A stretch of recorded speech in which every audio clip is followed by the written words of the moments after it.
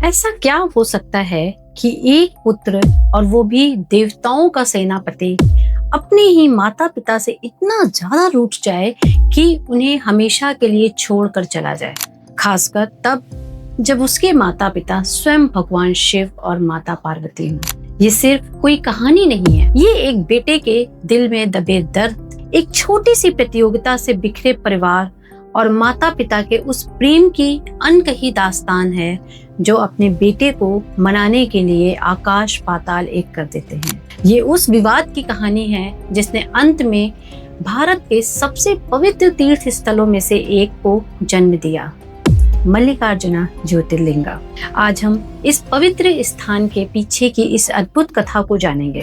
हम भगवान कार्तिकेय के क्रोध और उनके दिल के दर्द को समझेंगे, उनके माता पिता की उन्हें मनाने की कोशिशों को देखेंगे और ये जानेंगे कि कैसे कैलाश पर हुए एक विवाद ने भगवान शिव और माता पार्वती को श्री शैलम की पहाड़ियों तक पहुंचा दिया, जहां वे अपने रूठे हुए पुत्र के प्रेम में हमेशा के लिए विराजमान हो गए। मनुष्य लोक से बहुत ऊपर बादलों के बीच स्वर्ग जैसा स्थान है कैलाश पर्वत। ये शांति का प्रतीक और दिव्य परिवार का घर है। यहाँ रहते हैं परम योगी भगवान शिव, जो अक्सर गहरी तपस्या में लीन रहते हैं। उनके साथ हैं उनकी प्रिय पत्नी जगत जननी माता पार्वती, जिनका प्रेम ही पूरी सृष्टि का पालन करता है। इस दिव्य जोड़ी को 2 पुत्रों का आशीर्वाद मिला।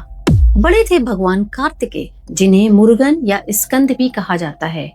वे युवा ऊर्जा और एक कुशल योद्धा का प्रतीक थे। भगवान शिव की दिव्य अग्नि से जन्मे कार्तिकेय देवताओं के सेनापति थे, बहादुर, शक्तिशाली और अत्यंत समर्पित। जब भी देवता संकट में होते तो भगवान कार्तिकेय अपने दिव्य मयूर पर सवार होकर उन्हें विजय दिलाते थे। वो एक ऐसे पुत्र थे जो कर्म और दृढ़ निश्चितता का जीता जागता उदाहरण थे। और फिर थे उनके छोटे पुत्र भगवान गणेश, जिनका गजमुख इस बात का प्रतीक था कि सच्चा ज्ञान साधारण आंखों से परे होता है। वे विघ्नहर्ता के नाम से जाने जाते हैं, जो अपने शांत स्वभाव और ब्रह्मांड के सत्य की गहरी समझ के लिए प्रसिद्ध थे। कैलाश पर्वत पर दिव्य शिव परिवार परम आनंद में रह रहा था, लेकिन वहां भी विवाद एक मामूली सी परीक्षा, एक पुरस्कार और दुनिया को देखने के 2 अलग अलग नजरियों से शुरू हो सकता है। अब एक ऐसी परीक्षा की स्थिति बन चुकी थी जो इस दिव्य परिवार के रिश्तों को आजमाने वाली थी और एक ऐसे भावनात्मक तूफान को जन्म देने वाली थी जो उनकी नियति हमेशा के लिए बदल देता। ये सब तब शुरू होता है जब देवर्षि नारद कैलाश पर आए। वे अपने साथ एक अनोखा उपहार लाए थे, एक सुनहरा आम। लेकिन ये कोई साधारण फल नहीं था, ये परम ज्ञान और अमृत का फल था। एक रहस्यमयी मुस्कान के साथ नारद जी ने बताया कि इस फल को काटा या बांटा नहीं जा सकता, इसे पूरे का पूरा केवल एक ही पुत्र को देना होगा। इस उलझन में भगवान शिव और माता पार्वती ने एक प्रतियोगिता रखी। नियम सरल थे, जो पुत्र सबसे पहले पूरे ब्रह्मांड के 3 चक्कर लगाकर आएगा वही इस फल का विजेता होगा। कर्म के देवता भगवान कार्तिकेय ने इस चुनौती को शाब्दिक रूप से लिया। उनके लिए ब्रह्मांड का मतलब था ये भौतिक संसार, ग्रह, तारे और आकाश गंगाएं। बिना एक पल सोचे वे अपने शक्तिशाली मयूर पर सवार हुए और ब्रह्मांड का चक्कर लगाने के लिए निकल पड़े। वो अपनी गति और परिश्रम से जीत हासिल करने के लिए दृढ़ निश्चयी थे। इधर कैलाश पर भगवान गणेश शांति से खड़े रहे। उन्हें एक अलग मार्ग दिखा। गणेश समझते थे कि असली ब्रह्मांड अंतरिक्ष नहीं बल्कि सृष्टि का मूल स्रोत होता है। वे जानते थे कि किसी के माता पिता जो उसके जीवन के निर्माता हैं, वही उसके लिए संपूर्ण विश्व का रूप है। एक कोमल मुस्कान के साथ गणेश बस भगवान शिव और माता पार्वती की ओर मुड़े। फिर उन्होंने धीरे धीरे अपने दिव्य माता पिता की परिक्रमा करनी शुरू की। 1 बार नहीं बल्कि 3 बार। जब उन्होंने अपनी परिक्रमा पूरी की तब उन्होंने प्रणाम किया और कहा, मैंने अपने ब्रह्मांड के 3 चक्कर पूरे कर लिए हैं। मेरे माता पिता ही मेरा ब्रह्मांड है। इस गंभीर ज्ञान भरे कार्य से भगवान शिव और माता पार्वती अभिभूत हो गए। गणेश ने सिर्फ काम पूरा नहीं किया था, उन्होंने उसके पीछे की आत्मा को समझा था। अत्यंत प्रसन्न होकर उन्होंने गणेश जी को विजेता घोषित किया और उन्हें वो दिव्य आम दे दिया। जैसे ही कैलाश पर जश्न शुरू हुआ, भगवान कार्तिकेय ब्रह्मांड का अपना तीसरा चक्कर यानी आखिरी चक्कर पूरा कर रहे थे। थके हुए लेकिन गर्व से भरे वे घर लौटे, इस विश्वास के साथ कि पुरस्कार उनका ही होगा। उन्होंने अस्तित्व के दूर दराज के हिस्सों तक यात्रा की थी और महसूस किया कि उन्होंने अपनी जीत अपने परिश्रम से कमाई है। अपनी विश्व यात्रा से थके हारे जब उन्होंने कैलाश पर कदम रखा तो उन्होंने एक ऐसा दृश्य देखा जिसने उनका दिल तोड़ दिया। प्रतियोगिता समाप्त हो चुकी थी, जश्न चल रहा था, लेकिन उनके लिए नहीं। उन्होंने देखा कि उनके भाई गणेश के हाथ में वो सुनहरा आम है। उन्होंने अपने माता पिता के चेहरे पर गर्व देखा जब वे उनके भाई को सम्मानित कर रहे थे। उनका परिश्रम, उनका गर्व जल्द ही एक ठंडी दर्दनाक भावना में बदल गया। ऐसा कैसे हो सकता था? जब उन्हें बताया गया कि क्या हुआ कि गणेशा केवल माता पिता की परिक्रमा करके जीत गए, तो कार्तिकेय को ज्ञान का अनुभव नहीं हुआ। उन्हें लगा उनके साथ छल हुआ है, उन्हें धोखा मिला। उनका विशाल परिश्रम, आकाश गंगाओं के पार की उनकी यात्रा, उन्हें लगा जैसे पूरी तरह से बेकार हुई।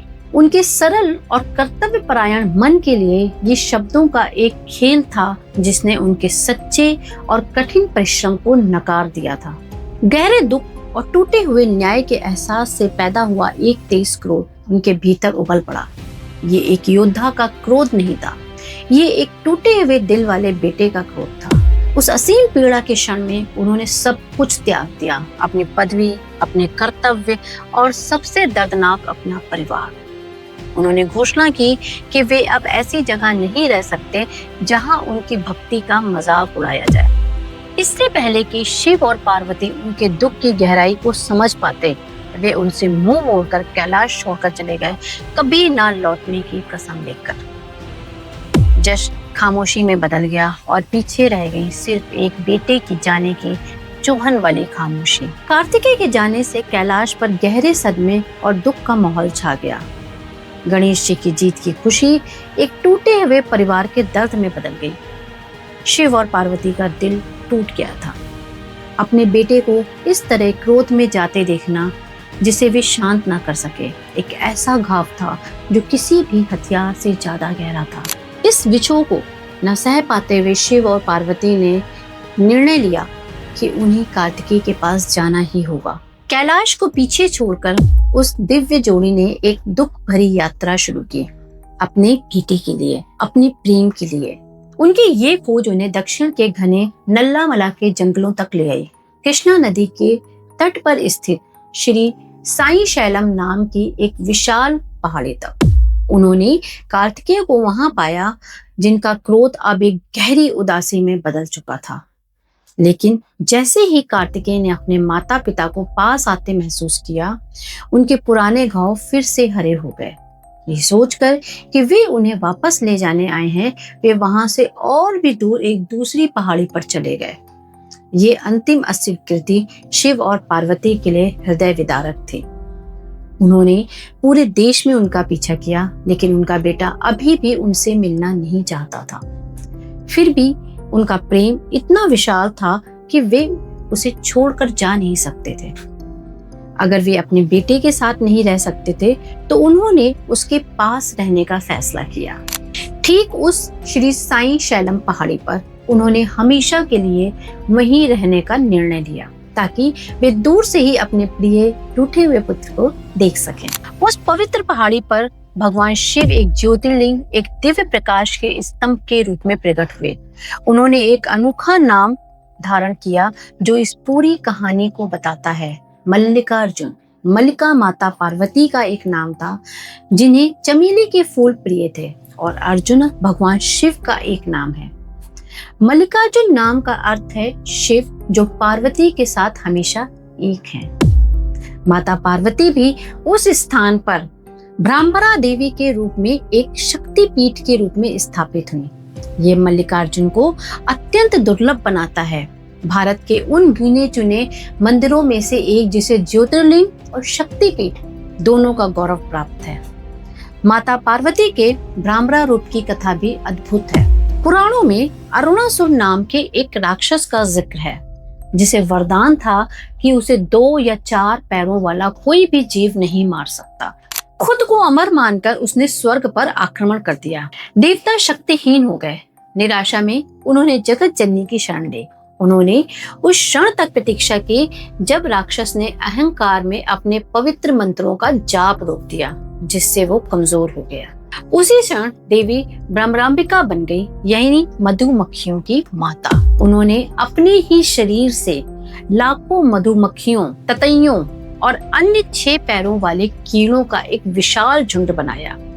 इस दिव्य सेना ने अरुणासुर पर हमला कर दिया और वो अजय राक्षस पल भर में नष्ट हो गया। और यहाँ ये पौराणिक कथा वास्तविक महसूस होती है। आज भी अगर आप ब्राह्मणा मंदिर के पीछे की ग्रेनाइट दीवार पर अपना कान लगाएं तो आपको एक हल्की सी भिनभिनाहट की आवाज सुनाई देगी। माना जाता है कि सदियों से मधुमक्खियों का एक छत्ता पत्थर के अंदर रहता है। 20 देवी की कथा से जन्मे मंदिर में मधुमक्खियां आज भी हैं और इतने समय में उन्होंने कभी एक भी भक्त को नुकसान नहीं पहुंचाया।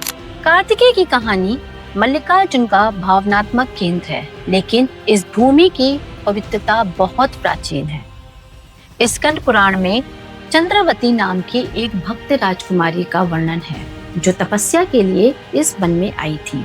एक दिन उन्होंने एक चमत्कार देखा। एक गाय एक पेड़ के नीचे खड़ी थी और उसके थनों से दूध की धारा सीधे जमीन पर बह रही थी। ये जानकर कि ये स्थान पवित्र है, चंद्रवती ने खुदाई शुरू की। उन्होंने वहां से कोई मूर्ति नहीं बल्कि एक स्वयं प्रकट हुए शिवलिंगम को पाया, जिसका वर्णन सूर्य की किरणों की तरह चमकदार ऐसे किया गया है। राजकुमारी चंद्रवती ने इस तेजस्वी लिंगम के लिए एक मंदिर बनवाया और अपना जीवन उसकी पूजा में समर्पित कर दिया।